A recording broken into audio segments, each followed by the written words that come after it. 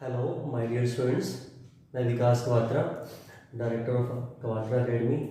तो जो मेरा आज का टॉपिक है वो माइक्रो इकोनॉमिक्स में है, क्योंकि जब भी आप इकोनॉमिक्स सब्जेक्ट लेते हो काफ़ी क्लासेस में ये सब्जेक्ट होता है कि micro economics. So micro economics के अंदर एक सबसे बेसिक चैप्टर होता है theory of demand. Theory of demand जिसे कहते हैं हिंदी में मांग का सिद्धांत। और उस चैप्टर के अंदर एक मेन कॉन्सेप्ट होता है law of demand. Law of demand को हिंदी में कहते हैं मांग का नियम। तो आज हम इस नियम को अपने आज के टॉपिक में हम पूरा कंप्लीट करते हैं। तो मांग का नियम क्या होता है? When other thing remain constant, मतलब कि अन्य बातें समान रहने पर, मतलब कुछ बातों को हम लेट करते हैं कि ये चेंज नहीं होती। तो अगर मान लो मार्केट में कोई प्रोडक्ट महंगा होता है तो हम इसको कम खरीदते हैं। जैसे प्राइस के इंक्रीज हो जाने पर क्वांटिटी फॉल होती है और प्राइस के फॉल होने पर क्वांटिटी इंक्रीज होती है। तो ये तो एक नेचुरल सी बात है। ये हम भी किसी मार्केट में जाते हैं तो ये देखते हैं कि जब कोई प्रोडक्ट सस्ता होता है तो हम उसको ज़्यादा लेते हैं और कोई महंगा होता है तो हम उसको कम लेते हैं। एक नॉर्मल सी बात है, इसको नियम का नाम दे दिया। इसमें क्या मतलब एक कॉमन सी बात है, कॉमन मैन मार्केट में ऐसे ही करता है, तो इसको एक लॉ बना दिया। जैसे डॉक्टर मार्शल की ये डेफिनेशन है कि जब किसी वस्तु की कीमत के बढ़ जाने पर डिमांड कम हो जाती है और कीमत के कम हो जाने पर मांग बढ़ जाती है। बट जो ये हम प्रूव करना चाहते हैं, जैसे मान लीजिए कोई बात अपनी प्रूव करना चाहते हैं तो उसके लिए कुछ अजम्पशंस होती हैं। अजम्पशंस को हिंदी में कहते हैं मान्यताएं। मतलब हम ये प्रूव करना चाहते हैं कि प्राइस के कम हो जाने पर हम जब क्वांटिटी बढ़ाते हैं तो ये तभी पॉसिबल होता है अगर हम कुछ बातों को लेट करें कि इन बातों में चेंज नहीं होता, तो उसे कहते हैं अजम्पशंस, मान्यताएं। तो ये हम अभी एक बार थोड़ा सा बाद में करेंगे। पहले हम इस मेन टॉपिक को एक टेबल और डायग्राम से क्लियर करते हैं। तो जैसे इस लॉ ऑफ डिमांड को हम एक टेबल के जरिए हम स्पष्ट करते हैं।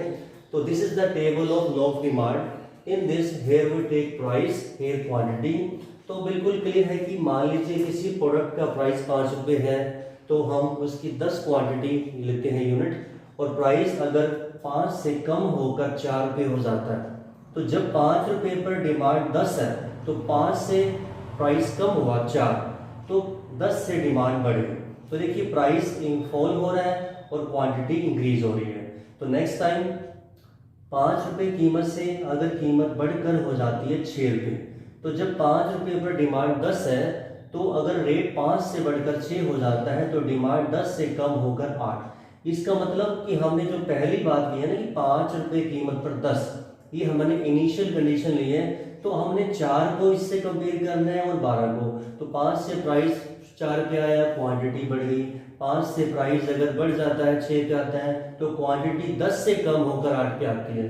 तो इस टेबल में हम ये कह सकते हैं कि प्राइस और क्वांटिटी का इनवर्स रिलेशन होता है। तो ये मेन लाइन है कि जो मांग का नियम कहता है कि वस्तु की कीमत और मांगी गई मात्रा में विपरीत इनवर्स संबंध होता है। इट मीन्स प्राइस के फॉल हो जाने पर क्वांटिटी को ज़्यादा लेते हैं और प्राइस के इंक्रीज हो जाने पर हम क्वांटिटी को कम लेते हैं। इसे कहते हैं बेसिकली लॉ ऑफ डिमांड। अब इसी टेबल के डाटा को हम एक डायग्राम के जरिए क्लियर करते हैं।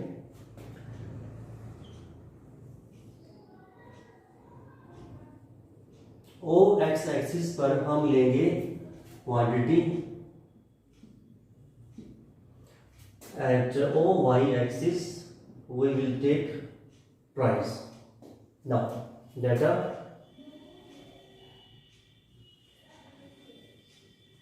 6 5 4 3 2 1.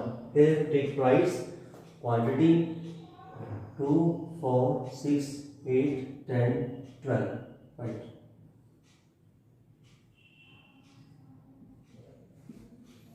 So now first, when the price 5, quantity 10. So here 5, quantity here 10. So 5 to 10.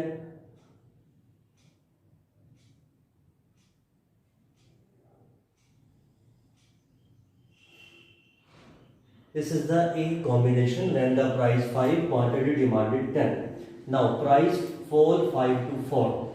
So price fall 5 to 4. The quantity will increase 10 to 12. So you can see here there is an inverse relationship between price and quantity demanded. So this is the B point, price fall, quantity increase. Now next time 5 to 6, price increase 5 to 6 and quantity decrease 10 to 8.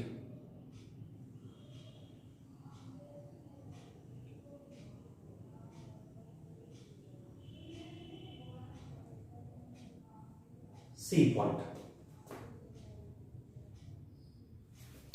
So now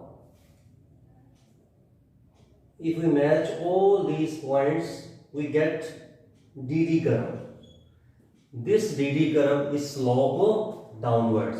It means downward slope, negative relation between price and quantity demanded. So this is the table of law of demand and this is the diagram of law of demand. And remember one thing very intentionally. So law of demand implement on only normal goods. जो ये मांग का नियम है, I mean to say that जब customer market में ऐसा behave करता है कि प्रोडक्ट का प्राइस कम हो जाने पर उसको ज़्यादा लेता है, बढ़ने पर कम लेता है, ये तभी पॉसिबल है जब आप जिस गुड्स को लेने जा रहे हो वो गुड्स नॉर्मल है. जैसे हमारे फ्रूट्स, क्लॉथ, शूज़ हो गई. तो नॉर्मल गुड्स मतलब ये जो लॉ ऑफ डिमांड है ये सामान्य वस्तुओं पर इंप्लीमेंट होता है. अब आपको एक बात और बताना चाहूँगा कि नॉर्मल गुड्स क्या होती हैं. नॉर्मल गुड्स वो होती हैं जिसका इनकम के साथ होता है positive relation. When our income increase, इसका मतलब अगर आपकी इनकम बढ़ जाती है और आप किसी प्रोडक्ट को पहले से ज़्यादा लेते हो और इनकम के कम हो जाने पर आप उस प्रोडक्ट को पहले से कम लेते हो, इट मीन्स ये जो वस्तु है ना ये नॉर्मल है कि आपकी इनकम के साथ इसका रिलेशन होता है पॉजिटिव. पॉजिटिव रिलेशन होता है. तो इसमें हम ये कह सकते हैं कि लॉ ऑफ डिमांड प्राइस के साथ होता है नेगेटिव रिलेशन. अब सबसे मेन टॉपिक लास्ट में करते हैं कि अगर हम इस लॉ ऑफ डिमांड को एक इक्वेशन से शो करते हैं like quantity of x is a function of quantity of x is a function of price of x, PR, income, taste, expectation. तो जब हम x प्रोडक्ट की क्वांटिटी डिमांड करते हैं ये डिपेंड्स करती है, ये डिपेंडेंट वेरिएबल है. मतलब x कोई प्रोडक्ट है हम उसको डिमांड करते हैं, ये इन बातों पर डिपेंड करता है. बट अगर हमें इनमें से इन सब के ऊपर कांस्टेंट करना पड़ेगा एक्सेप्ट प्राइस. मतलब प्राइस को छोड़ के हमें बाकी सारी बातों को कांस्टेंट मानना. ये लॉ ऑफ डिमांड केवल और केवल लागू होता है प्राइस का क्वांटिटी के साथ. प्राइस के अलावा देखो, प्राइस के अलावा प्राइस ऑफ रिलेटेड गुड्स जैसे स्थानापन्न वस्तुएं, पूरक वस्तुएं, हमारी इनकम, हमारा टेस्ट, हमारी एक्सपेक्टेशन, तो हम उसको कांस्टेंट मानते हैं. तो अब मैं जो अगले वीडियो में आपको ये बताऊंगा कि इन अजम्पशंस के बारे में डिटेल में कि क्यों ये हम अजम्पशंस लेते हैं. तो आज के इस वीडियो में मैंने सिर्फ आपको ये बताया कि नॉर्मल सी बात है जब कस्टमर मार्केट में जाता है तो ये लॉ क्रिएट होता है. हमारे एक कॉमन मैन के साथ ही होता है कि जब प्रोडक्ट का प्राइस राइज होता है तो हम उसको पहले से कम लेते हैं और प्राइस के फॉल हो जाने पर हम उसको लेते हैं ज़्यादा. तो फिर एक बार कहना चाहूँगा कि ये लॉ ऑफ डिमांड प्राइस और क्वांटिटी का होता है negative relation. And moral over इसके अलावा क्या है कि जो ये नॉर्मल गुड्स पर इंप्लीमेंट होता है लॉ ऑफ डिमांड. और नॉर्मल गुड्स क्या होती हैं जो इनकम के साथ पॉजिटिव रिलेशन करती हैं. जब हम ज़्यादा कमाते हैं जैसे फ्रूट्स हो गए, कपड़े हो गए, उनको ज़्यादा लेते हैं और कम इनकम पर हम इनको कम लेंगे. सो आज के वीडियो में बस इतना ही. Okay, thank you.